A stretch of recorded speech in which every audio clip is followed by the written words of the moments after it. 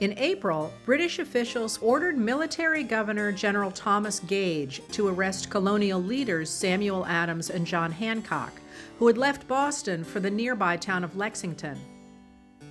The Massachusetts Provincial Congress, that now controlled the colony, had stored military supplies next to Lexington, in Concord, and seizing both the men and the munitions, officials hoped, would end what they saw as a rebellion. Boston men, including Paul Revere, were watching the soldiers, but didn't know if they would leave Boston by way of the narrow Boston Neck or row across the harbor to Charlestown. Revere had rung the bells in the steeple of the Old North Church as a teenager.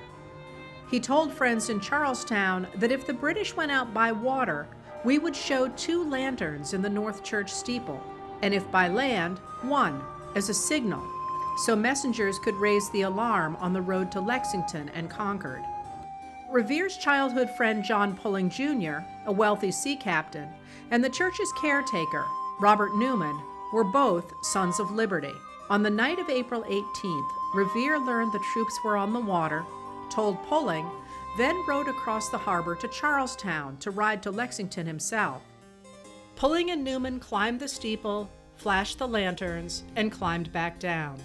Messengers in Charlestown had seen the signal, but so had British soldiers.